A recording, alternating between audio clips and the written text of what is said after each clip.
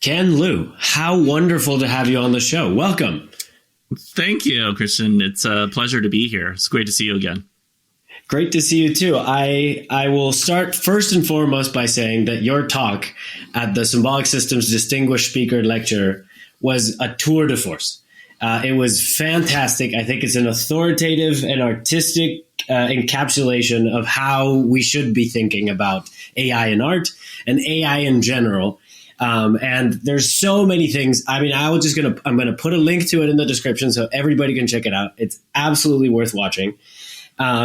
And I wanted to start the conversation sort of on a meta level, unpacking some of the stuff and thinking about stories as a technology itself. And I know, sort of like, having read your work, that you like embedding sort of ideas from algorithms and sort of history and the classics and an entire range, and through different aspects of the book too, not just in prose or character development, but also structurally.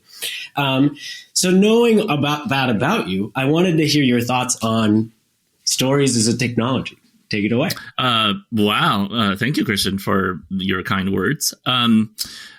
This is a topic that's near and dear to my heart, but also in some ways it's incredibly difficult to broach because it's so broad and so foundational to who we are as human beings, right? So talking about stories as a technology is a little bit like talking about language as a technology, or math as a technology. I mean, yes, it is, but it's so fundamental to the way we think that it's actually very hard to look at it. It feels a little bit like trying to look inside your own head or trying to see the back of your head. It's very hard to do, right? So, but we'll try to talk about it. So the way I think about stories as a technology is, so I have this theory. I can't quite prove it, but I think storytelling is very fundamental to the way our cognition works. And in fact, I think humans are much more. So at a very foundational level, we encode things in our minds as stories rather than as data. So just to throw out a very simple binary to contrast, I don't think humans are fundamentally very much persuaded by data. I don't think, that kind of abstract reasoning is actually incredibly persuasive. I think if you look into how we derive our values, the values that we give emotional commitment to, the way we decide what we want to do and how we want to do something, we're fundamentally motivated by stories rather than data. I don't mean that in a pejorative way. I don't think it's necessarily a bad thing that we're motivated by stories rather than data. It's just that this is a cognitive bias of ours. It's very fundamental to the way we think.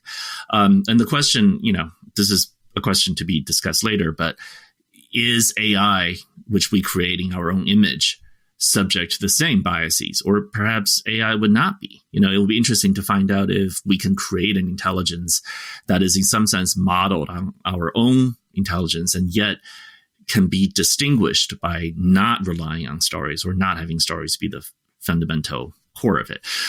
So to illustrate this idea that stories are fundamental to who we are, I'll use a very simple example. So, as a lawyer, right, I was trained in thinking about these fundamental values that a lawyer should have about fairness, about justice, about duty to the client, and so on and so forth. All of these things are talked about in the abstract sense. We learn these code of ethics. We learn how to rationally give a philosophical, moral foundation to these values, and so on. But ultimately, right, if you go down to it, lawyers are really case-based reasoners. We reason based on specific concrete cases, which means concrete stories.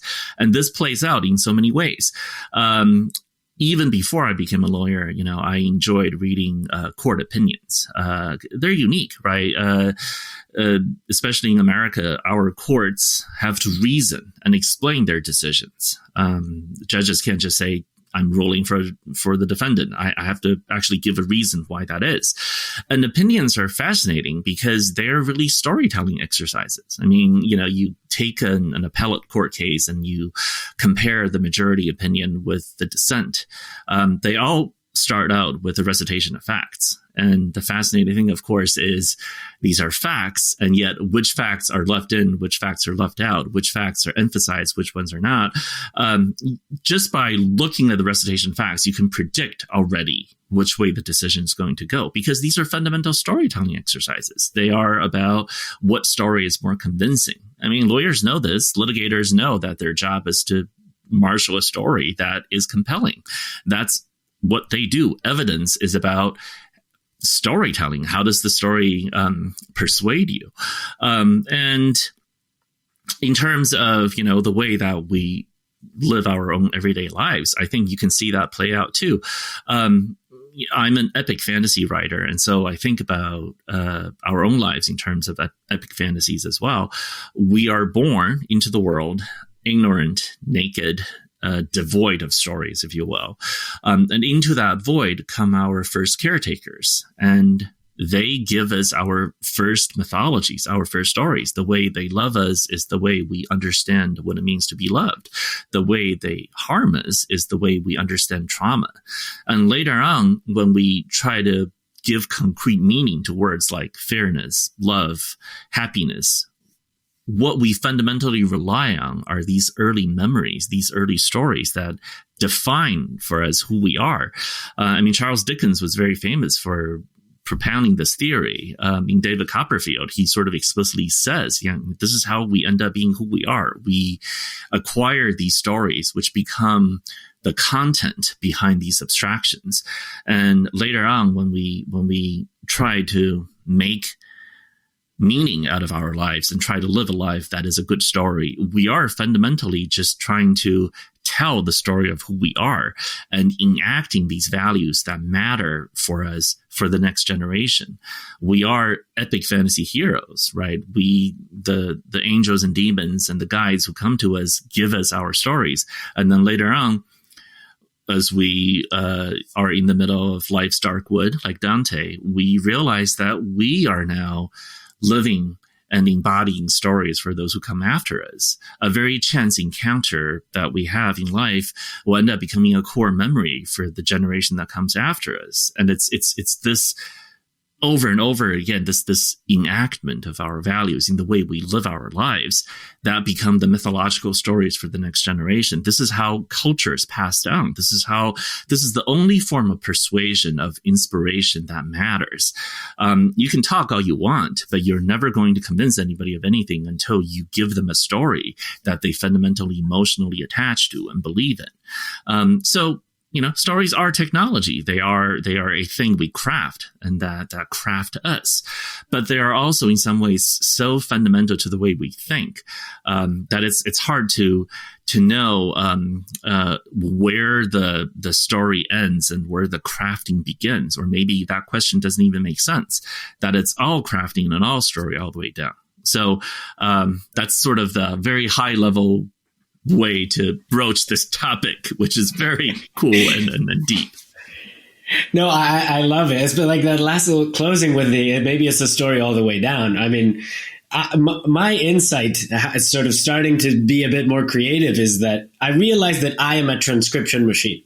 Just like at a very biological level, this is a story that is just repeating itself, and has a billion different implementations, and it's all telling the same story, but through 1,000 different lenses. There's another layer there that I wanted to click on, that is the difference between data and storytelling, where data seems to be static. It's a snapshot of state in a fixed point in time, whereas the story is more of an executable file, like a .x or something that you need to run, and then the experience of running it sort of changes the state. So it's almost dynamic by nature. And you're right. I mean, it gets embedded into the very biological devices that make us who we are. And I think that there's some cool stuff through AI that sort of gets highlighted today. Things like, for example, the ability to compress data effectively in a story. This is, you could just imagine the amount of data that it takes to store a genetic sequence. It's not that much in the grand scheme of things, but like if you think about societal, expound that to the society, it's kind of insane that how much action can be represented with such little data. Same thing with the stable diffusion models or LLMs. Some of these are, they fit into a couple gigabytes, and it's kind of insane that you could store stochastically so much knowledge and the magical sort of Broca's area of the brain into such a small sample. And I wanted to expand that a little bit more with you because I've seen you apply compression techniques in your stories and sort of have the stuff come out and sort of like unpacking them, sort of like sort of knowing that we're interested in the same things. It's been really a fun exercise to see how much stuff you put into your work. So 2 questions there. First of all, how do you think about the vessel that you're putting stuff into, and like how do you balance, like, okay, is this enough? Is this too much? Is it too full? And then the second layer is like, how do you feel or reason around readers' ability to then decompress and expand that data? Amazing question. So let me tackle this by sort of talking about it from 2 perspectives. One is, both of them are actually very practical. Because I'm a practitioner, I don't theorize a lot. I think it's really important to sort of practice and try to figure out how things work by practice, which I think is how a lot of technologists work. Technology is fundamentally very different from science, really, because it's an art, it's a craft. You have to actually do it. Not a lot of it is based on abstract reasoning per se. So there's two pieces of this that I think are fascinating. One piece is this whole compression idea you bring up. I think in storytelling, a lot of times the compression relies on shared context, if you will. So it's a very interesting way that storytelling relies on the reader and the writer or the reader community sharing certain kinds of context. Because think about the stories that we particularly care about. A lot of it relies on shared symbols that stand in for a lot more than what is explicitly on the page. When you're reading a book, right, you can say, how can just a few 100,000 words contain a whole world? Well, it doesn't. The only reason it works is because language itself, and especially literary language, relies on these layers of metaphors that pull in entire webs of illusion. So when you're reading a book, you're fundamentally reading all books that have come before it. That's the only way you can get that meaning into it. So to give you an example, right, this is something that I talk about a lot, which is what is the point of science fiction? And in contrast to a lot of the way science fiction is usually thought about, I don't think science fiction is actually particularly prophetic or interesting as a literature of predictions. I don't think in terms of making predictions about the future, sci-fi is any more valid or interesting or effective than any other kind of writing. When science fiction writers get the future right, quote unquote, whatever that means, it's as much by luck as it is by skill. It really isn't a whole lot to that. I think science fiction's fundamental value, if anything, is it's an explicitly self-consciously mythological literature. It's fantasy, really. Ursula K. Le Guin talked about this. She said that sci-fi is merely the newest province in that ancient kingdom called fantasy. And I think that's right. But what is fantasy? Fantasy is literature that is explicitly and self-consciously concerned with symbolism, with the idea of delving into the collective unconscious and retrieving symbols that say what cannot be said otherwise, right? So Le Guin said, an artist who works with words is somebody who tries to say in words what cannot be said in words. I think it's very potent. That's actually a very powerful way of describing it. So an example would be Mary Shelley, who came up with the mythological figure of Frankenstein's monster, right? She delved into the collective unconscious and retrieved this monster, which, at the moment she wrote was this particular moment in modernity when that symbol started to have meaning, to make sense. Prior to the time she lived, I don't think the monster would have meant anything. I mean, it's not like we didn't have artificial creatures before that in mythology, but their potency, their power, their mythological significance was different. Frankenstein's monster is the first modern mythological figure. So, it's described as the modern Prometheus, Frankenstein, but I think that's very powerful, but I think the monster in some sense is the more potent symbol. It's the monster is the thing that advanced science and technology can bring forth into our world, and which we now struggle with. Ever since Shelley came up with that symbol, we have not been free from it. It haunts every piece of science fiction ever written. Behind every piece of science fiction is Frankenstein's monster. Even if it's not specifically invoked, it's there. It is in the background. It is compressed into the very genre of science fiction, you will. So I think that's fascinating that we tell these stories and their power comes to us from the fact that there's so much stuff that's not even explicitly stated in the text. It's just pulled in as background information. You cannot understand much of the modern science fiction genre without knowing the mythological figure of Frankenstein's monster in the back. I would argue that there are other powerful symbols that are also back there, whether it's pop culture mythological symbols like Darth Vader or Star Trek, or, something more literary like,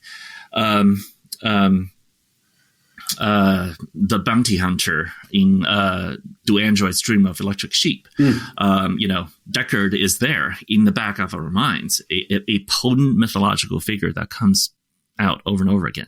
So that's one way in which this compression works, which is this idea that every story is really essentially a pulling together, a compilation of the entire library of other stories behind it. It's sort of like, how can you write Hello World using only one line of C code? Well, you can do so only because you pull in the entirety of computation's library of stuff. To be able to do this, you have to have all the years of all the stuff behind it to make it work, to draw to the screen, to have the console, to do I/O, all the rest of it.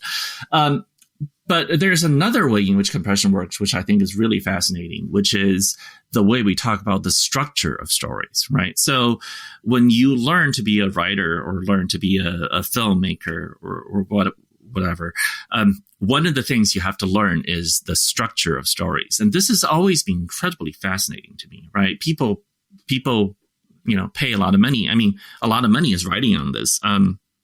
Whenever a movie doesn't work or whatever, critics always say, right, the structure of the movie is flawed, like as though there is supposed to be a certain kind of structure that the story has to follow.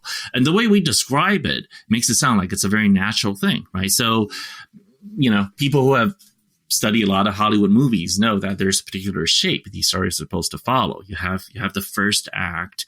You have this sense that the protagonist is stuck. You have this call to action, which plunges them into the journey to the underworld, right? You have the moment of the false triumph, and then you have the fall, and then you have the moment of the dark night of the soul, after which you're supposed to have the climactic moment and then go to the denouement.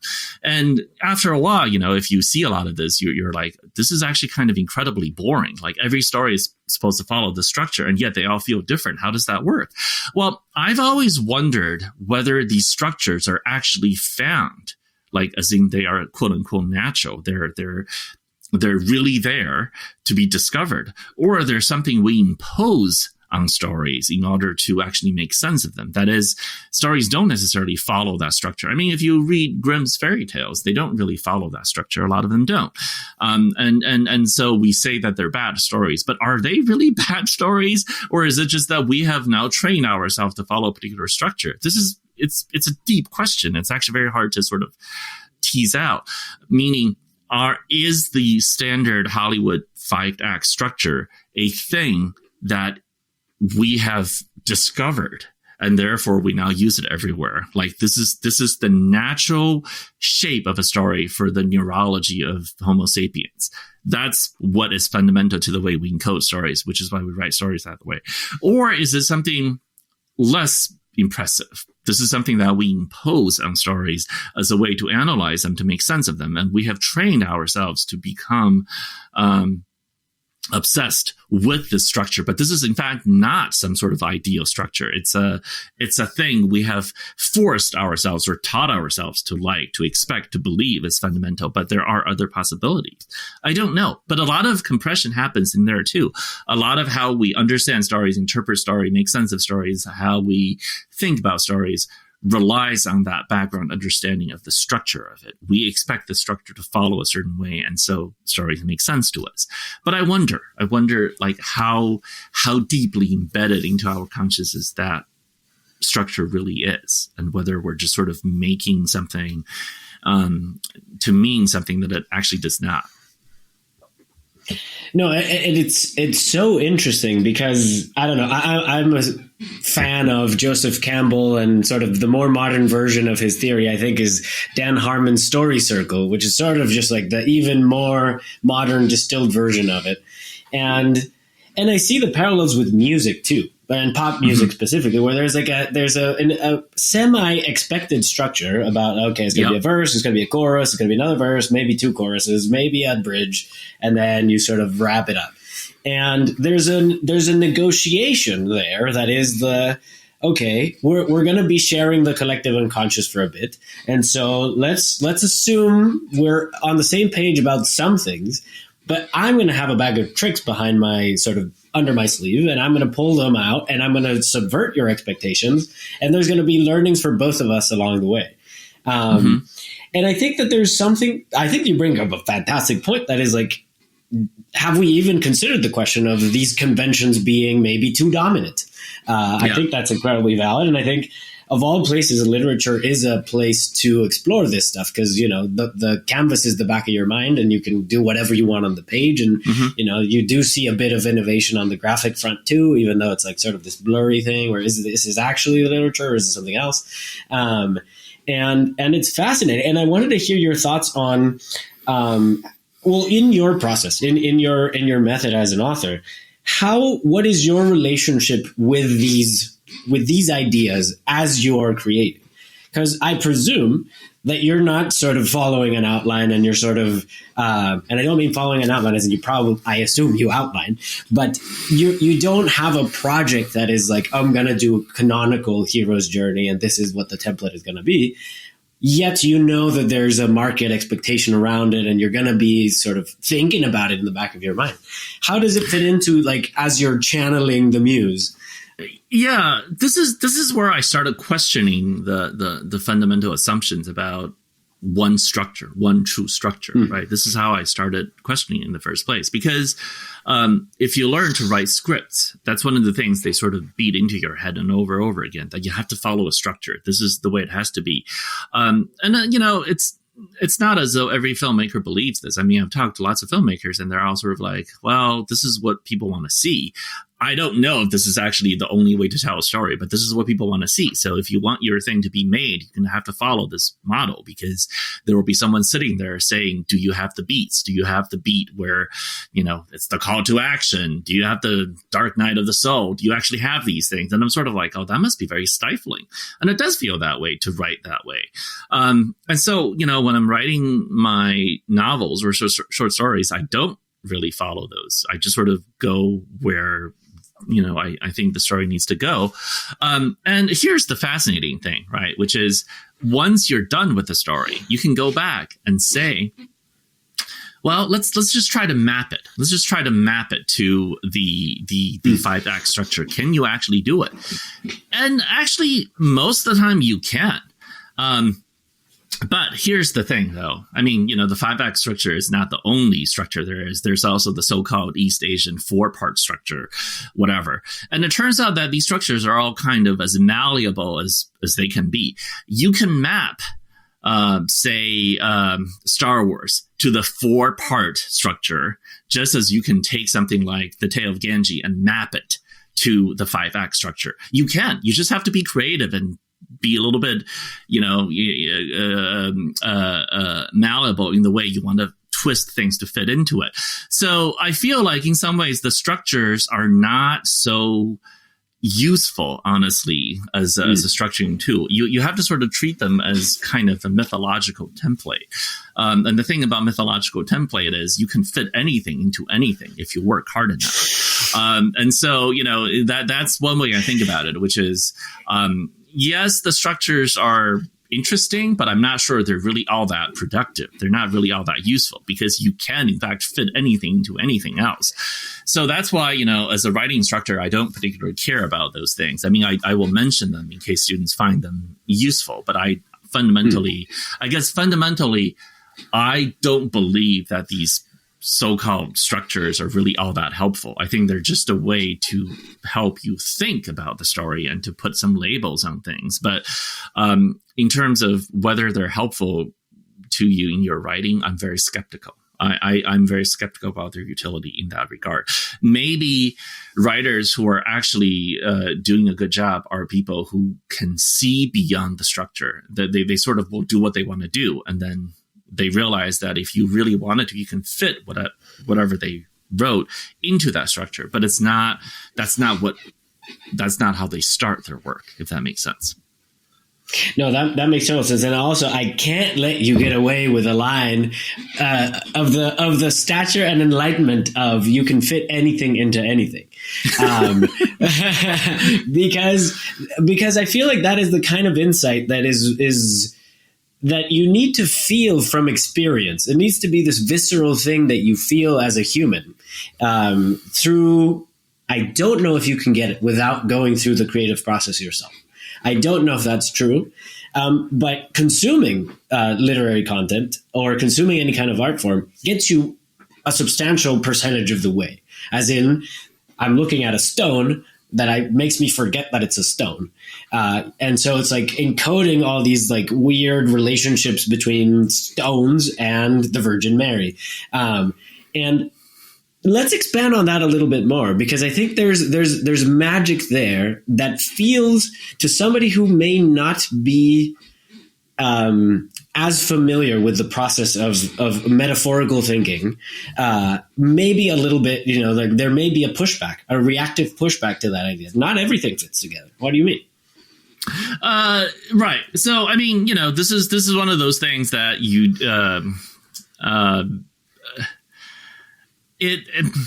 okay. So this goes back to my whole question about how does art even work? How does literature work? Right. So this is a thing that sometimes gets brought up. I find it very fascinating that a lot of proponents of AI art will say that they have that AI art is good art because if you show one of these computer-made painting to somebody without telling them that it's made by a computer, they will admire it and say, like, give it all kinds of interpretation. And then you reveal the fact that it's actually done by a computer and they're sort of shocked. This is sort of like the art version of the Turing test. They're like, well, if humans can't tell the difference between a thing that's made by a computer versus a thing made by a human, then of course it's good art. I find that to be fundamentally a misunderstanding of what art is and how art works. It's a very weird misunderstanding. So, art is not trickery. It's not about trickery. Like the fact that you could trick someone into thinking something is art does not really prove anything, because humans can have an aesthetic experience with anything. I mean, one branch of a lot of Zen Buddhism and Zen Buddhist art is about contemplation of nature. You look at a natural piece of rock, a scholar's rock, let's say, in Taoism and Zen Buddhism both. You can look at these rocks or driftwood, and you can have an aesthetic experience because they're very beautiful. They're not crafted by humans, and no one thinks that they're crafted by humans, but you can have an appreciation of them as a piece of art. This is clearly not art in the sense that we traditionally use it where somebody crafts something and to convey a message. But I think this is a very telling example, which is that the aesthetic experience has two dimensions. One part comes from the creator. The other part comes from the contemplator, the so-called consumer. I despise the word consumption as used for art because it implies that art is a passive kind of thing. It's a thing that you simply absorb into you. That's not what happens, really. When you're contemplating a piece of art, you actually have to do something very active, which is to make sense of it and to fit it, to interpret it. And the interpretation is as much a part of the aesthetic experience as the creation of the original artifact. In fact, my theory of art is that art is not what I would call a prototypical communicative act, right? So this is the idea that in a prototypical communicative act, A delivers a message to B. And the way you know whether it has worked or not is whether B can decode the message so that the same meaning that was intended by A is understood by B. So let's say you're giving directions. A gives directions to B, and B actually gets to the place where they wanted to go. That means the communication was successful. But art doesn't actually work like that. Art is not a communicative act in that sense at all. The artist will have certain things in mind as the thing is created. So the way I like to think about it is, say I'm writing a story, right? I'm really building a house to fit the notion of these imagined people's lives. I construct a house that is shaped by the lives of the people that I put inside it. But once the house is done, that's it. The people I imagine inhabiting that house do not actually come with the house. They are just ghosts in the house. They shape the house in some sense, but they're not there anymore. The reader now has to move into the house, which is the text. And the reader comes in with their own interpretive frameworks, their own emotional baggage, their own life experience, their own set of assumptions and how they decode things. They move into the house and they sort of make their own lives in it. They put up their own pictures. They put away their luggage. They explore its nooks and crannies and make sense of everything. Now they have lived a life that is their own in that house. The lives that they live in that house are different. They're not going to be the same as the lives I imagined people living in that house. But it doesn't mean that what they do is completely independent of what I put there. Right. So they do obviously take something from what I do and in constructing their own meaning. Now, I think the perfect kind of artistic experience is one where the writer conveys something and the reader takes away something. And there's a kind of resonance between the two. That is, the two of them are not completely the same. Of course, they can't be the same, but they're also not completely opposite. Right. There's some way in which they resonate with each other. And if they get to that point, I would consider that to be a great artistic experience. What that means, though, is that as the artist, you can't build a house that has no room for interpretation. You have to have room for readers to actually move in and make sense of things. Otherwise, it feels like a prison. Right? A house, a text that is not open to interpretation is a prison. And readers will not want to be there because they have no room to actually do their own interpretation. But if you end up with something that is so open to interpretation that there's nothing left, then it's just sort of a bunch of boards on the ground and you're telling the reader to build their own house. That's also not a fun experience. The fun experience has to be somewhere in the middle where you have built a house and the reader can move in there and feel happy about it, knowing that they are living their own lives, structured and supported by the vision of the artist. That's the ideal experience. And that's what we're trying to do. But that's not a prototypical communicative act. It's not, you don't have a specific message that you're trying to convey to the reader. I mean, again, look at any great piece of art and how people argue over what its meaning is. Take the Bible. People argue over, right, what the Bible means to this day. And take, any great piece of literature, say, Philip K. Dick, right? Everything he wrote was like that. What exactly was the meaning of Do Androids Dream of Electric Sheep? There are, if you take 100 readers, there are 100 different interpretations. That's what great art has to be like. Dick, no doubt, meant something. And readers take away 100 different meanings, and some of them will resonate with what he had in mind and some will not. But they're all readings, and it's the readings that give us the aesthetic experience that makes it interesting. There's a couple of things there that stood out to me toward the end when you brought up the story or the art that doesn't allow for interpretation being a prison. And I think it foreshadows some of the themes that I hope to cover later when we talk about AI and photography and how that disrupted everything. But I get this sense with religious texts where there's a canonical interpretation of the words that seems to me, in consideration of your words, to be an inability of an institution to adapt to new technology. Be it that now the Bible can be translated into different languages, or that there's mass distribution, and all of a sudden your very tightly controlled influence network is all of a sudden way more chaotic and democratic and decentralized. I wanted to put a pin on that because I think that's sort of like where we're going. There was another thing there too, where you said that in the blending a bit of the idea of structure and sort of blending the concept of structure from our previous segment to the concept of structure in a house. There are some things that you still sort of are, I don't know if bound is the word, but maybe you are negotiating with the reader in terms of their attention management and sort of guiding them towards look at this frame, now look at the coffee table, now look at this other thing. And there's a call response pattern that feels to me structural, but on a sort of an even lower level of the abstraction tree of storytelling. How do you fit that into the idea of building a house, where it's okay, it's not beats necessarily. I think it's even smaller than that. I think this is a almost word by word thing, or phrase by phrase thing. What do you make of the call response pattern in the contents of in the concept of structure of a home?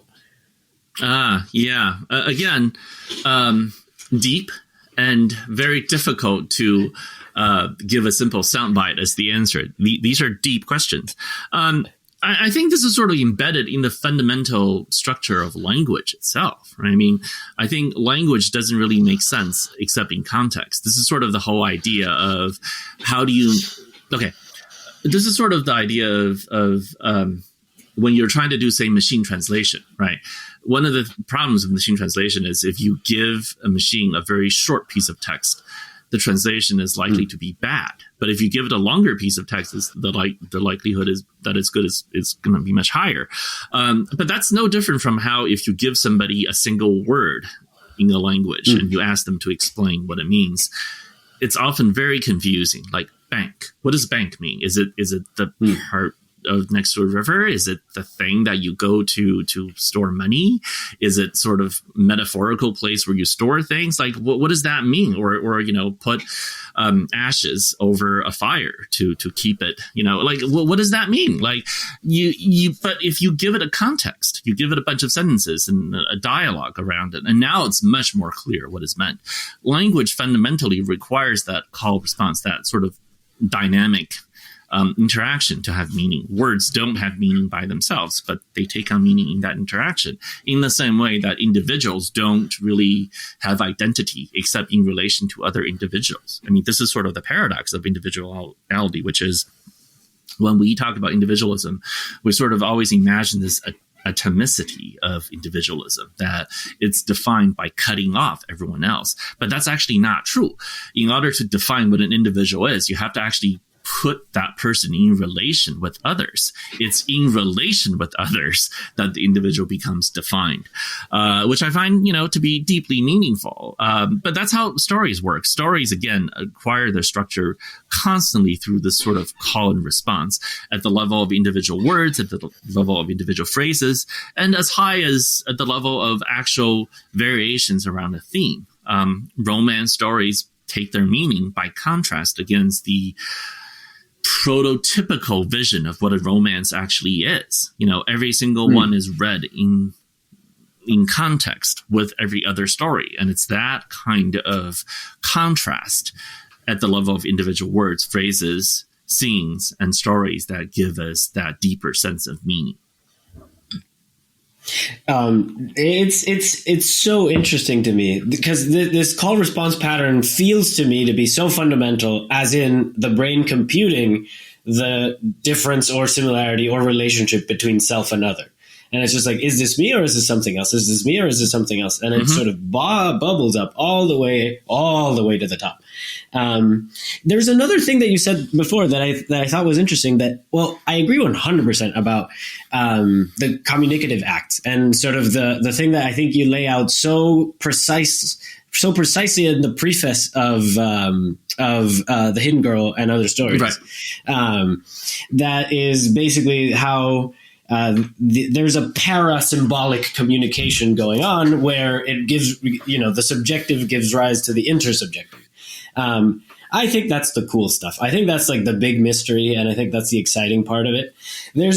I want to couple that with saying that you also said that there's the premise is sort of flawed, in the sense that art doesn't have a specific message that it wants to convey.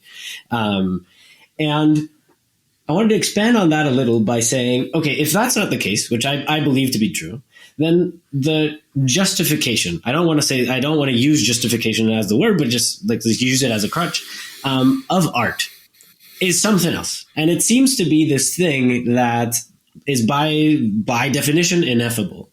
And it's sort of like the ecstasy of creation, right? I want to read to you a quote from Edgar Allan Poe's Eureka. I don't know if you're familiar with it. I'm not. Go ahead. So it's a little meta. It's very meta, but he himself is quoting Kepler, and he says, "I'm so I feel this way, and I've only ever heard it one way, and it was when Kepler wrote." And he said, "I care not whether my work be read now or by posterity. I can afford to wait a century for readers when God Himself has waited 6,000 years for an observer. I triumph. I have stolen the golden secret of the Egyptians. I will indulge my sacred fury." That's lovely. So I want to hear your reactions or hear your words around the ecstasy of creation and that feeling of eureka, the finding of a transcendental truth hidden somewhere in your mind that levels you and changes you, and you hope changes someone else. Yeah, go for it. Yeah, that's oh man, that's wonderful. That is a great quote. So this goes back to, I'll use the same word, justification for art. What is art actually about? Which is actually a difficult question to answer, because, by some measures, art doesn't really matter at all, right? I mean, if you look at things from an economics perspective, art actually doesn't really matter at all. We spend a lot of energy talking about art, about stories, about meaning, and so on and so forth. But in every walk of life, you have people sort of telling you that the story actually doesn't matter and the art doesn't matter. And none of this actually, the stuff that you and I are talking about are nonsense, that it actually doesn't matter. So in geopolitics, right, you have tons of analysts who say, all this discussion about values and democracy and human rights, this is all nonsense. Countries behave the way they do because they have interest, which is measured by economics, by some other concrete thing. And countries react that way. And so if you want to understand geopolitics, you have to understand these fundamental economic factors. So this is sort of the economic determinism, right? The geographical economic determinism theory of history, that history is the way it is, has nothing to do with art and stories and all the rest of it. The only thing you need is, what are the resources available? What are the resources people want? What is the population? What is the climate? You have all of these things. You can predict everything there is to know about the future. So this is sort of the foundation, series is about this. You can predict the future by treating history as a science, where you're not telling stories anymore. You're just doing concrete data analysis and data prediction. So that's one way this manifests itself. The other way it manifests itself is, people asking me all the time to justify what I do. What is it that you do? Why do you do what you do? Why is it valuable? Well, my answer is it's not very valuable if you want to measure it in terms of money. It's just not, right? As a writer, we are a tiny, tiny, tiny part of the GDP. All the writers in the world put together are dwarfed by something like the Hollywood box office receipts. In a single year, Hollywood box office receipts are so many more times of what writers do that it's not even funny. But if you think Hollywood matters, you're also in for a shock, because the entirety of Hollywood's receipts in a year is no more than the profits from one of these Wall Street trading firms. A single Wall Street trading firm, and there are many of them, will have profits to dwarf the box office receipts of all of Hollywood. So if you really measure it, the arts are a rounding error in economics. It's just not. The arts are not really economically all that important and interesting. And so if you, again, belong to the school of thinking where the only thing that matters is GDP and weapons and geography and climate and population pressures, then none of this makes any difference. None of this is all nonsense. Like, focusing on art is total nonsense. But that's not how humans behave. Right? We remember the Renaissance artists, but very few of us remember the Renaissance bankers. Many of us know the names of the Greek artists and philosophers. Very few of us, on the other hand, know the wealthy Greek magnates, right? Humans don't behave as though art doesn't matter. We behave as though it matters a great deal. And I think that's very interesting. The power of art is not measurable, really, in terms of GDP. And it's not measurable in terms of these data-driven analyses. It's just not. Art seems to exist and to be powerful, to be relevant, to be interesting to us, in spite of all the ways that it should be insignificant, which I find to be deeply fascinating.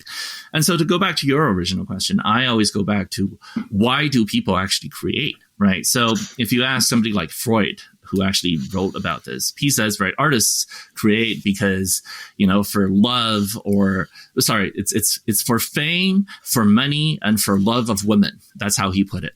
And the reality is, again, Ursula K. Le Guin has a great response to this. And she's like, well, Freud had a lot of things to say about topics on which he knew nothing about. So let's not try to listen to him. Let's try to find an artist who actually knows a little bit more about what she's talking about. So I think she cited to Charlotte Bronte, who says something to the effect of, the reason that artists create art is for liberty. That's really it. Artists are trying to find that sense of liberty. That is what drives them to create. And I think that's actually very true. It's this pursuit of liberty that fundamentally supports all of the arts, why we consume it and why we, even though I don't like that word, why we interpret it and why we create it. If I think about why I bother doing what I do, it's very much derived on the sense that you might have as a child, right? As a kid, you might go out and play all day and you come home and you're very excited to share your day with your parents. And why? Because you're like, I was out in the woods and I saw this incredible thing, right? It might be something like you're in the woods and you saw a dragon. Okay, let's just use that as an example. You saw a dragon, and it's the most incomprehensible thing ever. It's a thing that you didn't even know could exist, and it happened. You saw it. It was this moment, a memory that will stay with you forever. It's a moment that defined your life. There was before the dragon and after the dragon. You saw the dragon, you came home, and you're trying to describe it to your parents, and your parents are just like, "Oh, that's nice, dear. You saw a dragon." They don't really understand. They don't think you saw the dragon at all. And you're like, "No, I did. And then you have to go and make that into reality. You have to actually go and paint a picture of it, write a poem about it. You have to write a story about it. You have to craft a sculpture of it. You have to do whatever it is you can to convey that sense of the dragon to everyone else. And the thing is, you do it and you're not going to succeed. That's the thing, right? Artists are driven to create because they saw something unique, something in the universe that only they could see, that they had never seen articulated before. They saw their dragon, and they try their best to capture that thing using what they have. They're trying to use words to say that which cannot be said in words. They're trying to use paint to capture that which cannot be caught in paint. They're trying to express via music that which is the music of the spheres and not reducible to notes. They have to do that. And if they're lucky, they will have some readers, some listeners, some viewers who will experience something very similar to that transcendental moment and feel that sense of being elevated into the realm that is beyond the sublunary, into something transcendent. And they'll say, I see the dragon. But for the most part, that's not going to happen. Most people interpret the art in their own way, and they might also see their own dragons, but it's not going to be the same dragon that the artist saw. And that's okay. That's entirely okay. But great works of art allow many, many people to see their own dragons. That's what makes it great. It's not going to be the same dragon that the artist saw, but that's entirely okay. I couldn't agree more, and I think that that specific phrasing when you used it in your talk, the thing that I took away from that, which I think is very important to highlight, is that there is a subversion of the expectations there that is subtle but so powerful. That is, it's not the metaphor. It's not that is a metaphor for something. Is that no. This is the metaphor. It's like that is a priori truth, and we're a reduction of it, and we're sort of like with our limited resources and very finite spatio-temporal capacity, are trying to emulate that which qualifies as those, like, you tack on all the sacred terms, and that's sort of what you're trying to. Rick Rubin has a really good line that it's like it's an offering for God, and it's like if it's an offering for your God and you're okay with that offering and it's your God, then it's probably good. If you're not okay with it, it's not going to be great. And the thing is, when you talk about this, people accuse you of being mystical, of resorting to the ineffable, right? The things that cannot be pinned down and therefore can't be measured. But this is really funny because, we structure our lives around certain kinds of magic all the time, and we don't treat that as magical at all. What is money other than this collective agreement to believe in the magic of money? You talk about the national debt, or you talk about, GDP, you talk about these numbers as though they mean things. They don't. We have agreed to this collective convention, this set of magical terms that we agree to believe in, and it exists as a result of us believing in it. But it's magic. That's all it is. And if you're willing to believe the magic of money, but you're not willing to believe the magic of the dragon, that's very funny to me. In fact, one of them is much more plausible than the other. And way more empowering. And I think there's also like this counter sneaky thing going on where, like, even in the name of money, like, the name of money is credit, and credit means yes, faith. Exactly. I mean, you don't have to read too much into it. And so that was exactly the example I thought of when thinking about the dragon. Is like, okay, if you're. And there's another Gen Z term for this thing that we're talking about that, like, I think is kind of funny. The woo. It's just like, it's woo. And so we don't want to put any label to it. So let's put a very silly word that is super inoffensive to everybody, and let's just delegate all of it to woo. I think this is extremely interesting stuff, but not just in the sense of sort of like top down. Left brain sort of like rationalistic describing the world and sort of like mapping your worldview onto it, but also in the sense that there's the bottom up approach that sometimes is adversarial and hides, and so we don't realize how much of the house that the universe built for us, that is slowly guiding our attention through, that is constructed or is an illusion, and like it's sort of deceptive in its own way, and it's a mystery that you're supposed to find. Okay, there's another point that you made in your talk about, this is more on the AI side, about how, like, when agents have, when there's skin in the game, and there's a system that needs to perpetuate itself, that needs to make a decision about how it relates to others. But I think it fits into this here too, sort of with the creative ecstasy that is. You said artists should be able to punch the world and have the world punch back. So I think this is sort of the reckoning of the creative ecstasy. It's like you create something out of the pure joy of creating it, but then it has to fend for itself, and then it has to justify itself and do all the things that, like, the meta things that we don't enjoy doing, but the thing has to do for itself. I wanted to ask you personally, how do you feel having punched the world and the world sort of shook your hand and you got accolades for it and you got recognition for it and your work is getting adapted into different media and all that stuff? How does that feel? I mean, I'm not going to lie. I think it's kind of amazing, really, to see the kind of reception for my work. I guess the way I think about it is you have to always remember what actually matters. Again, if you start letting the fact that you get awards or money for your art to sort of become the dominant thing you think about in your work, then you're not going to do really interesting work. I guess that's fundamentally what it is, right? Because, right, there's this very old idea in Taoism, which is that you really need to be as fearful of praise as you are fearful of censure. That's because in both cases, they are attempts to remove your liberty as an artist, to control you, right?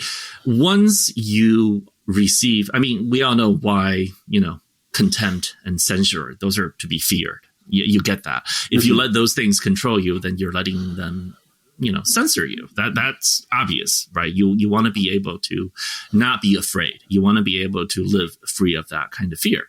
That's understandable. But it's a little bit less clear why you should be just as concerned about praise.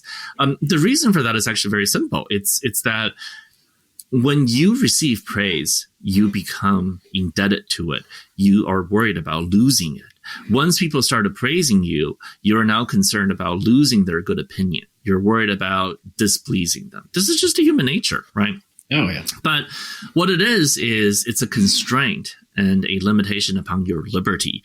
Once you're worried about losing the praise of people, of strangers really, who know nothing about you, they just say something nice about your work, and now you're worried about offending them, and you're worried about losing their good opinion. Now you're also going to create differently. You're going to create with more constraints and fearfully, and not as freely as you would have otherwise. So that's the important thing. You have to constantly remind yourself that the whole point of art is liberty, that you have to constantly remind yourself that the only reason you're bothering to do this is so that you can have the kind of freedom that you cannot find in your daily life. You need to do what you do in order to feel that sense of freedom. That is ultimately the entire point of being an artist. And that's what I try to remind myself. I can't say that I'm successful 100% of the time because we're all humans. And so we are constrained by the fear of censure and our craving for praise. But I like to think that, as I grow older, I'm better at it. I'm more able to practice the idea of being just as wary of contempt and admonition as I am of praise and positive feedback. No, that's such a great point. It reminded me of a line in Rudyard Kipling's If you can meet with triumph and disaster and treat those two imposters just the same. Incredibly hard thing to do. Incredibly hard thing to do. Yeah. Yeah. And I have all my filters on for praise. Like I have a very hard time accepting it. And I over rationalize critique, because I know the poison. I know the if I let it get to the filtering mechanism, if I let that in, that messes my worldview up. And I think I'm terrified of that. I'm actually like petrified at it. Okay, that is wonderful. But also, I just wanted to take a moment to actually highlight your amazing career, because I mean, your work is fantastic, and I think like it's really great to see the layers and layers and layers of meaning you stack into it, and also the very, and I want to say like warm depiction of multi-ethnic subversion of expectation in a cosmopolitan world, in a world where East and West are blending together more and more, and are sort of like the two dragons are sort of reckoning with each other, and they're sort of gnarling, like howling at each other, and I think that's just fantastic and timely and important, and just I wanted to take a moment to say that. Okay, there's another layer. That is, which you hinted at before, that is, there's the art, and then there's the industry. And then there's the gatekeepers that actually have, assuming that there's an experience that goes from A to B, that is imperfect, that is sort of the artistic point, there are hoops to crawl through to get a book published, a movie made, a merchandising deal signed, all these things, an album produced. And you have sort of these like very weird organizations of humans that are sort of filtering and parsing and sort of like betting careers and decisions around intellectual property. And one of those like amorphous things that shows up is genre and sci-fi fantasy as a genre, and it comes back a little bit to our idea of expectations around form a little bit too. So I guess my point is, in a world where art is trying to maximize liberty and sort of the artistic expression, how do you negotiate the fact that it will need to go through these gatekeepers, and it will need to sort of it's almost like a gaming thing where you're sort of like you're just appeasing the next reader, and then the next reader, and then the next reader, and then the query letter needs to be a sufficient reduction that captures the essence and style and structure and form, but also it just gets you to the first 100 pages, and then the first 100 pages has to. How do you reason around that sort of the mimetic infrastructure of ideas? Yeah, that's a great question. I mean, so this goes back to the whole concept of metaphors again, right? So a very potent metaphor that we use in describing the industry around art is this concept of the gatekeeper, right? It's the theory that gatekeepers are somehow they're there to gatekeep. They're there to filter out the riffraff so that only the worthy come through. And so, if you're on the other side of the gate, you say this is very unjust. They're sort of getting in the way of me reaching the readers. And if you're on the other side, you're like, well, actually, this is great. They let me through. So I wish they would make the gate even tighter, maybe make the walls higher so that I don't have as much competition. So I think that's a very negative metaphor. That metaphor has this sort of zero-sum idea about what it means to be an artist and to connect with readers and consumers or what have you, right? I like to think of a different model, which is the idea of the matchmaker, right? The whole point of the industry is actually a matchmaking service. They're there to match those who wish to be inspired by great art with people who produce great art. And in the same way that it just doesn't seem possible that everybody would like the same thing, an ideal, successful matchmaker ought to match every person to the perfect piece of art that they would enjoy, right? That's really what we want. So I think that's what the industry should get to. That's ideally what the industry ought to be. It's just that that's not what the industry really does right now. I mean, a lot of it has to do with the way traditionally markets work, and a lot of it has to do with the way we now devote technology to it. I think early on, when the internet and other associated technologies came into popularity, one particular vision was that there will be the long tail, right? The long tail would actually really rescue all of us. That is, books would never be out of print. Music would always be accessible. Nothing would ever become locked away in the vault or disappear. It would always be there. So people who are meant to enjoy it would always be able to find it. That was the theory, which is that every artist would find their audience. Every singer would find their audience, right? Every artist would end up with the viewers who would see the dragon that they were trying to show. That was the ideal. In practice, that's not what happened, right? In practice, we solved those kind of problems again by sort of going with the idea of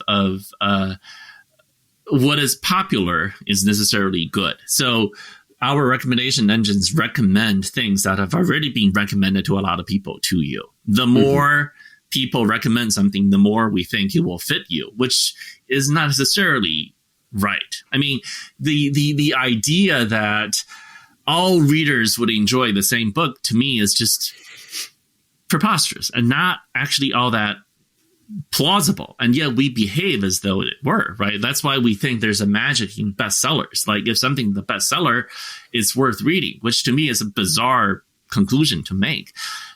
If something sold a lot of copies, that's all it means. It sold a lot of copies. Why does that automatically translate into you would also enjoy it? It's just, I don't really see the logic there, other than this idea that everybody must be, unless you think all individuals are actually exactly the same, and therefore you should find the one perfect book that everybody would enjoy. But we know that's not true. So we don't need to behave as though that myth is true. I would love to see the industry and technology move towards a matchmaking model where they really focus on trying to find you the perfect thing for you, rather than just things that other people have recommended. I mean, trying to recommend the same thing that other people have recommended is easy, whereas trying to find the thing that you would enjoy is hard. But I think it's doable, right? Instead of creating AI that tries to imitate the style of known authors, which right now they are not succeeding and is a terrible waste of energy, why not create AI that can somehow analyze the things that you have enjoyed and try to discern what your taste is? If you can actually train an AI on your own taste and send it out to evaluate the millions of books that are out there and find you the 2 or 3 hidden gems that no one else is looking at, but which would be perfect for you, I would love that. That to me is much more interesting than Amazon recommending me what everyone else is buying. I'm not interested in that. Recommend me something that that is uniquely suited to my taste. That would be far more interesting. Now, of course, behind this theory is an assumption that part of what the aesthetic experience really is about is this individual engagement with the artistic work. That is, we're supposed to form our own reading, and that informs our pleasure. And I think that is largely true, but it's not 100% true. I think at least some of the aesthetic experience comes from the fact that you're participating in a community.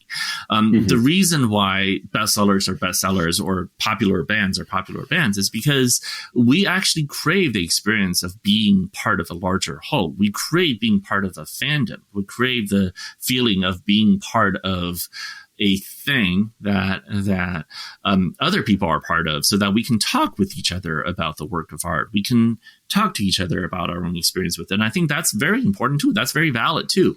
Now, that may be the only justification I can think of for why bestsellers are worthy in their own right, because by their popularity, they create a large community. That in itself is a value. And of course, my vision of the recommendation matchmaking engine does not solve that problem. But, I don't think people consume art or experience art or enjoy art solely for the reason that they can become part of a community. I think that's a part of it. I don't think that's all of it. So there must be a balance in participating in popular things, as well as finding the unique things that only you would enjoy. Both are important.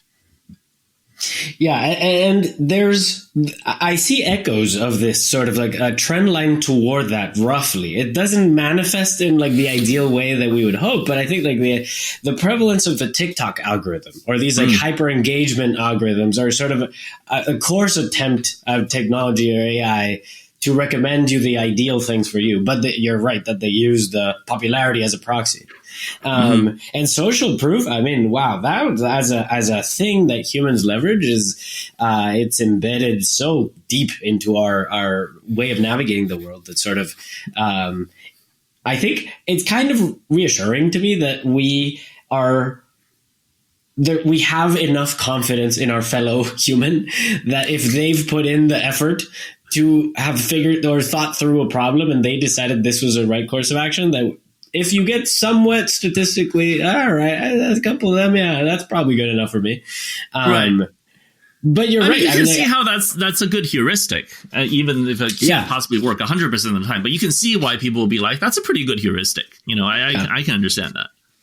But then it opens the door for, I think, this bigger thing that I think is like in the world of the matchmaker, or in the world of like, let's say, awareness platforms for work to get distributed. There's a market incentive for sure that, like, will this thing be popular? Therefore, we should promote it. And you build all these institutions around it, and they're sort of interrelated with each other. So there's a connection between publishing houses and Hollywood and theme parks and merchandise, and it's a globally connected thing. Actually, that's a good point. So when you things about the economics of art is that I don't think that the positive externalities of art are appropriately measured. And there's I use this analogy. I've used this example a bunch of times. It's like a copy of The Lord of the Rings will run you, I don't know, $20. But what is the value of Frodo Baggins? Right. It changes I don't know how you measure life. that. Yeah. You can't measure that. I mean, it changes people's trajectories. It makes people leave the Shire, So I think that there's something interesting there where we see this, I may want to say, generational shift between the legacy infrastructure of information distribution. That's like the traditional publishing house deal with a traditional, movie option and like sort of that path, sort of being radically confronted by these new platforms that are not new anymore, but are finally amassing enough cultural influence to even begin superseding the influence of these legacy systems like YouTube, TikTok.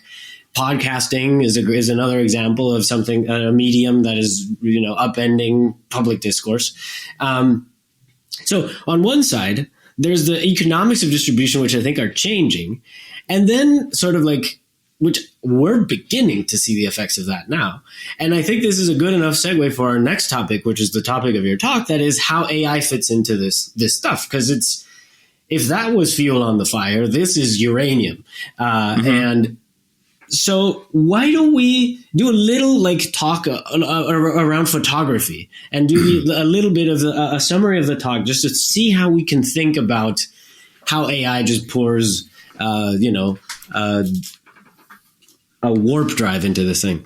Yeah, absolutely. I mean, the thesis of my talk is that, the idea of machines replacing human craft is an old one. And we've actually experienced multiple times that kind of revolution.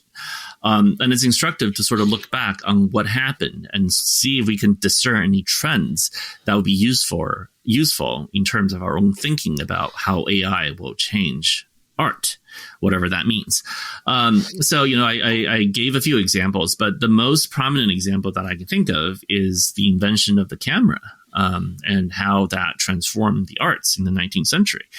And I point out that actually a lot of times the implications are much deeper than we realize, and we don't even articulate clearly what the implications are. The camera transformed the arts in a very fundamental way because, what is the point of the visual arts? Is to represent nature. That for the longest time was our belief, that art is about representing nature. And now you have a machine that can use chemistry and light to represent nature in a way that rivals what human artists can do if you care about fidelity and exact reproductions. And it became sort of a challenge, a crisis of faith for artists in terms of what they can do, how to justify their own art, their own craft in the face of a machine that seems to substitute a lot of their own craft. And I said that, looking back on it, there are 4 ways in which we can see how the camera transformed art and artists' thinking.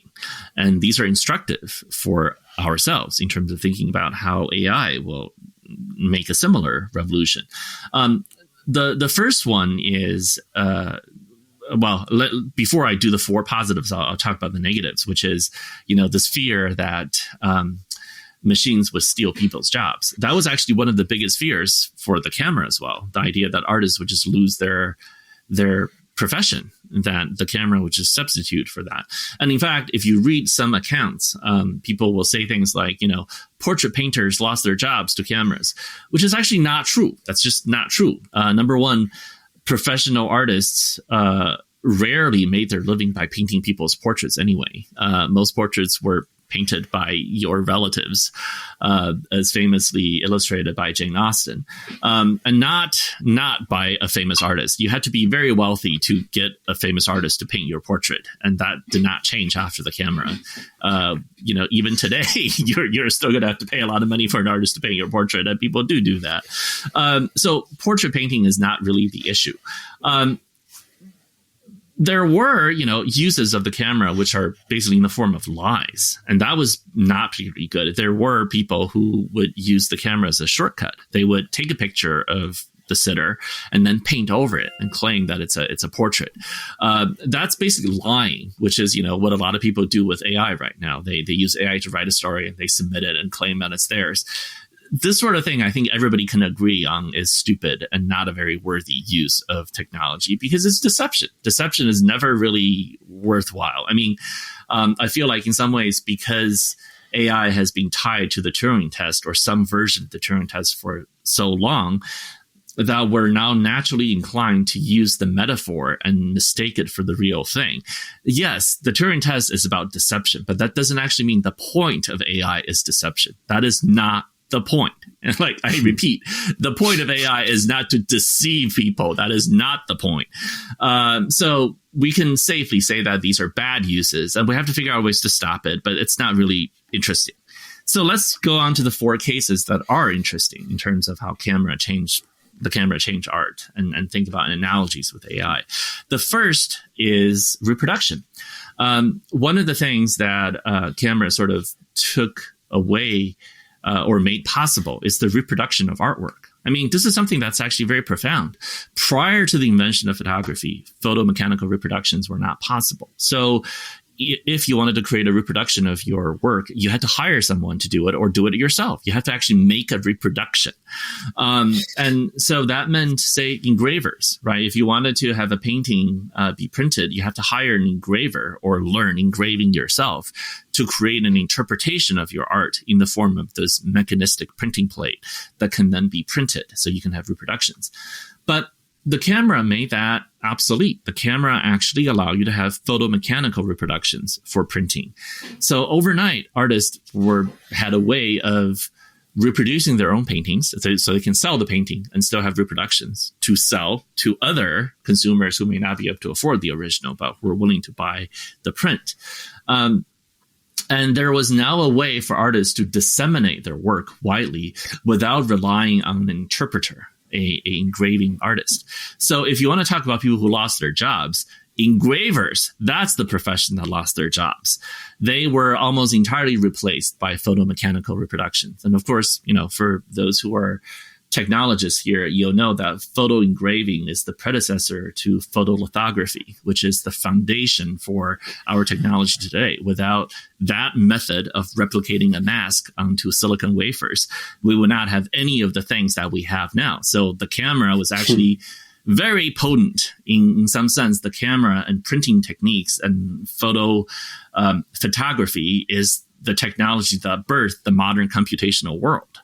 Of course, it would take many decades before somebody came up with the idea of reversing a microscope so that you can, photolithograph a mask onto a substrate. But that's fundamentally the same thing that happened with the first photograph. So reproduction, that's one piece of it. And I think the idea of reproducing an artist and making the artist more, putting the artist into a way to be consumed by more people is deeply interesting. And AI has the potential to do that. How can AI extend an artist's presence? Can artists license their own styles, their own techniques to a machine to make reproductions or extensions or generative extensions of themselves that may be usable by other people in contexts where prior to this point they couldn't use the artist. That's very interesting. That to me is an interesting topic of investigation. The second category in which the camera changed art would be in situations where certain images are now possible and certain other images are no longer possible. So what I mean is photography transformed the way artists understand light and shadow. There are tons of topics that used to be not the focus of visual art, now became the focus of visual art. It's obvious if you study 19th century art that photography and painting influence each other constantly. Impressionism may be argued as deeply influenced by photography with its interest in light, in motion, in the sense of light itself as a subject worthy of artistic contemplation.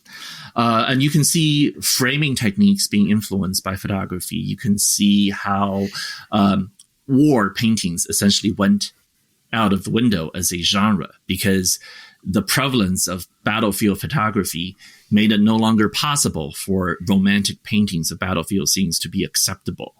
It just didn't happen anymore. After photography, people just didn't do that anymore.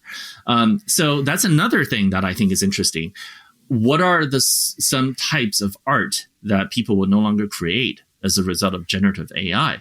I don't really know, but I can imagine some categories being like that. I mean, for instance, there are a lot of folks who consume what I call C+ romances. These are romances written to a formula, and novelists who write these kind of romances can write many of them in a year, and readers consume multiple of them every week.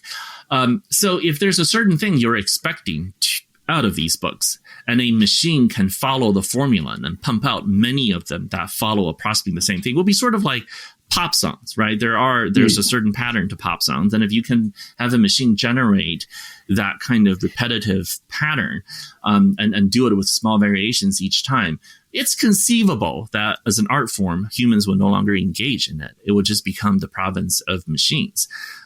Or humans will start to be interested in things that machines can't do. And it might push writers and artists to move in a different direction as a result of generative AI taking over some of these spaces. So I think that's a possibility.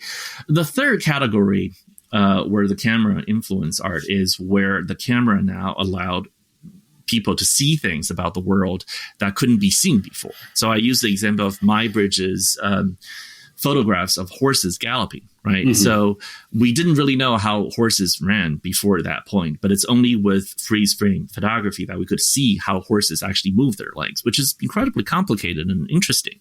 And you can see how artists like Degas were influenced. Prior to the invention of photography, they painted horses running in a certain way, which now we recognize as unrealistic. After these pictures came out, they changed the way they paint. Photography, the camera, by slowing down motion, by freezing time, by changing vantage points, allowed us to see the world in a new way. And artists were now able to see things they couldn't see before and interpreted that into new forms of art. And I think that can happen with AI too. I mean, AI already is allowing us to see parts of the world that we couldn't see before. We're now able to read these ancient papyruses that are, decayed, and so they can be unrolled. We're now able to decipher ancient languages that we couldn't decipher before. Again, machine learning is providing all kinds of insights into the world that we couldn't have before. So AI has the potential to change the way we see the world, and that will no doubt influence art in a profound way. But finally, and this is the most exciting thing for me, which is the camera becoming a tool for new forms of art that could not have existed without it. So here I have in mind things like cinema, TV, TikTok, if you want to, argue about it. None of these forms of narrative dramatic arts are possible without the camera. The camera broke the old stage confinement for the dramatic arts and allowed drama to basically happen independent of space, independent of time. You didn't have to follow the Aristotelian unities in the dramatic arts.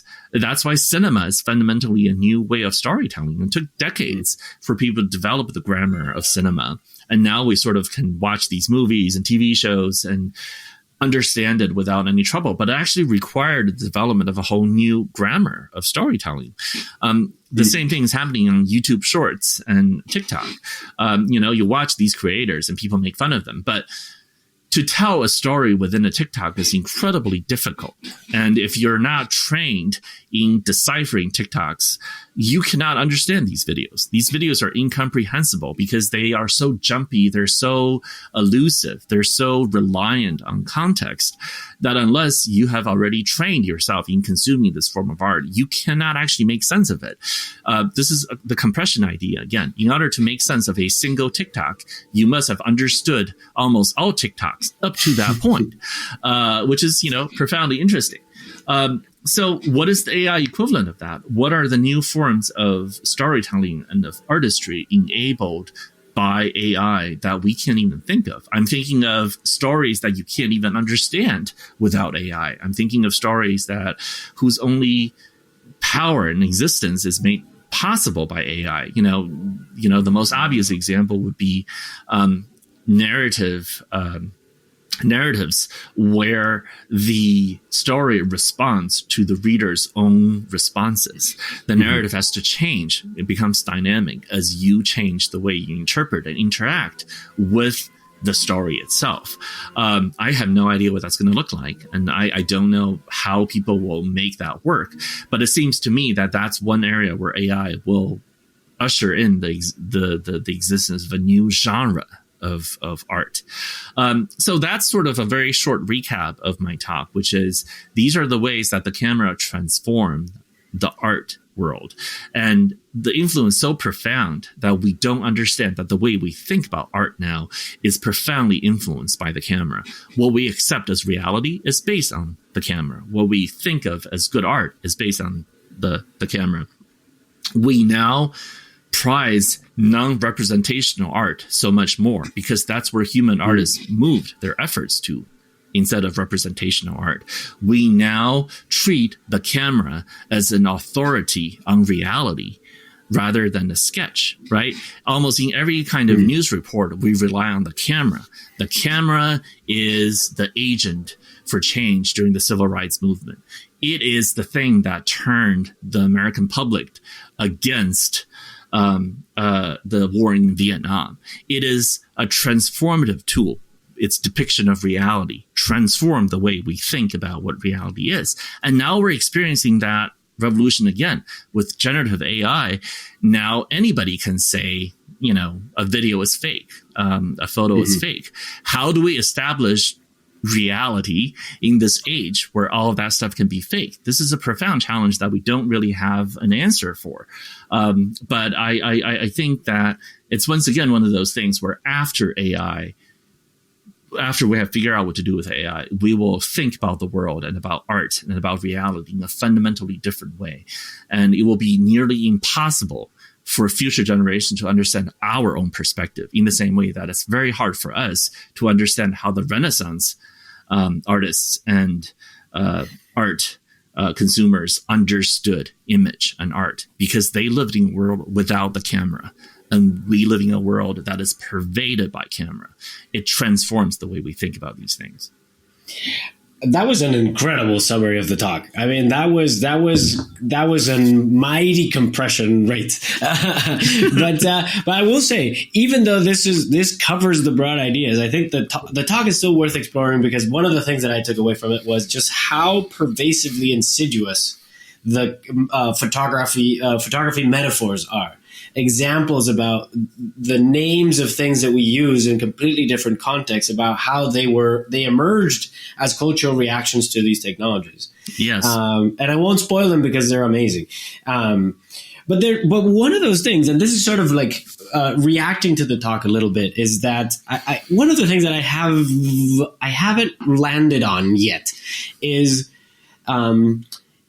as technology evolves and it enables new certain kinds of possibilities or behaviors, and oftentimes those behaviors are disruptive to the stability of the order, of the powers that be.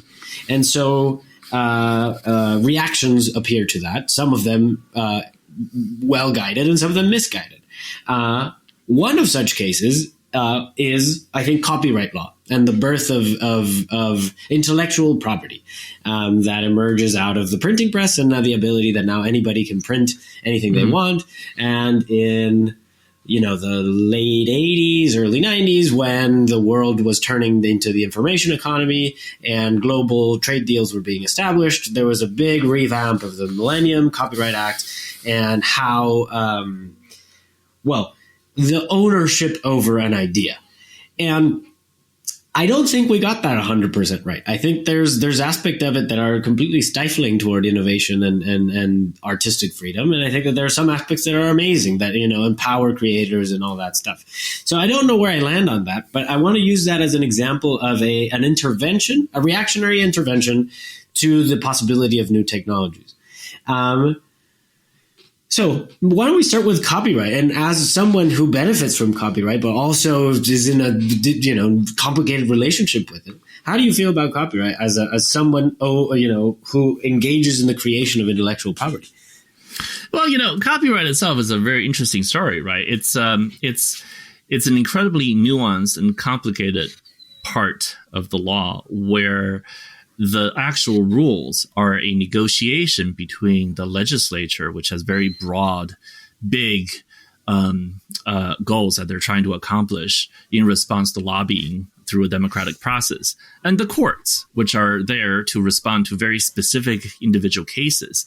And so copyright law is this mishmash of broad legislative goals combined with administrative minutia, as well as court-imposed judge-made rules that are open to interpretation. I mean, the biggest example of that is fair use. What the hell is fair use, right? Fair use is a safety valve. And the reason why it cannot be made precise and drive people nuts is because that's the whole point. It's not something that can be articulating the abstract. It has to be sort of articulating every single case. So whenever you are engaging in something where you think it's fair use, you have to be aware that there's a risk. That's the nature of it. And as a result, certain things are just made, certain things are not. Copyright is a very blunt instrument. Right. It's an instrument that allows certain things that incentivizes certain kinds of creativity and then disincentivizes certain other kinds of creativity. So to give you an example, right, the copyright regime articulates a very clear vision of what we think is worthy of being incentivized and what we think is not. The way we talk about originality, the way we talk about what is protected and what is not. So, for example, one category of art that is made impossible by the copyright rules is if you take a book and there's one aspect you don't like, why not just change that aspect and republish it? I mean, this is how how a lot of open source licenses work. You can fork anything you want. You can change it as long as you share it back in the same way. That there are copyleft and copyright licenses that allow you to do that. But as a fundamental assumption of copyright rule, that is not allowed. That's the kind of creativity that's fundamentally disallowed, unless you can somehow fit it under a parody exception or something. But that's also kind of weird, right? That parodies are protected, but just genuine, legitimate criticism where you disagree with the first creator and you just want to criticize them, but not in a comedic way, is not allowed. You have to somehow magically fit it under parody, or else it's just not going to work. And then it's not criticism. It's you want to compete versus the original, and you want to win that way. That's a form of competition we don't allow under the copyright rules. So all that is to say that copyright is something that evolves over time to respond to our collective engagement with art. What do we want to incentivize? What do we not want to incentivize? What do we like? What don't we like? I find it very bad that the way we talk about copyright is almost always through economic terms. We're always measuring economic harm. We're always measuring this. Especially in American law, we have almost entirely removed the notion of moral rights from copyright law. And so copyright is nothing more than an economic tool. And as I've mentioned earlier, I don't think the arts are all that important economically. I know that for the artist who's making a living from this, that seems like a preposterous thing to say, but it's true. Again, the arts are fundamentally a rounding error in the grand scheme of things economically, and that is not where it should place its value. If copyright rules are only going to worry about economics, then it should try as hard as it can to limit itself to economic matters and not kill off forms of innovation that may be interesting artistically down the line. A focus on the economics of the arts can risk placing the cart before the horse. That is, we choose to support artists economically via the market. That's just a choice we've made. That's not the point. The point of art is not to make money. That's just how I fundamentally believe it. And the point of art is liberty, and it needs to be focused. We need to focus our thinking about art on liberty. The copyright rules are a side quest at best, and not, to me, all that critical. No, that's really interesting, because I think anybody who has been in any creative endeavor, when they feel the magical moment of flow state and sort of, it's you surrendering control to something else that is taking over you, and something happens, and the dragon appears, and you can't say for sure you created the dragon, to put it in the ultimately, like, the most immodest way possible. So I've always had issues with the idea that you could own an idea. Right. And that you could put, geographical borders, because, that's the material metaphor that we had when thinking about resources, and that ideas don't have the same kind of finite resource modality that most of natural resources have. And so I've always struggled with that. I know we're over time. I want to close with one more question, which is about a similar idea for AI, which is how do we, as people who are interested in the exciting possibilities of AI art, and I don't want to use AI art, the phrase necessarily, because it means something that I don't think is the thing we mean. But how do we, what could be our little grain of sand through this discussion, so that when we build the next copyright framework for whatever this thing is, that we take into account moral rights and artistic liberty? I guess what I would say is I want everybody to keep in mind the notion of premature optimization is a bad idea, right? So I think that there's a lot of temptation to prematurely optimize something before we actually know what we're really trying to optimize, or before we realize where the choke points are, or what the issues are.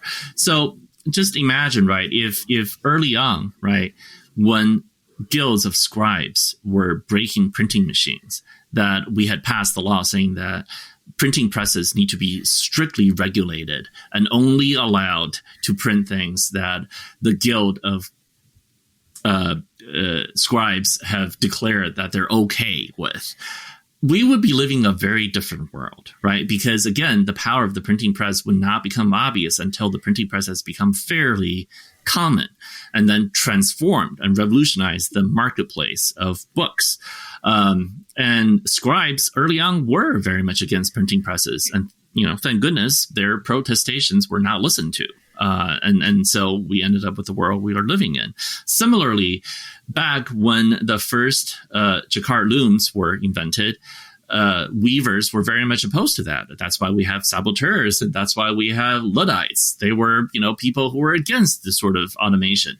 Again, had we just gone down the route of regulating these machines before they ever became popular and choked them off before they became anything, we would be living a very different world. Again, same thing with the camera. If we had just made photography a heavily regulated enterprise, out of fear that they will displace artists, again, we would be in a very different world. So again, I say that this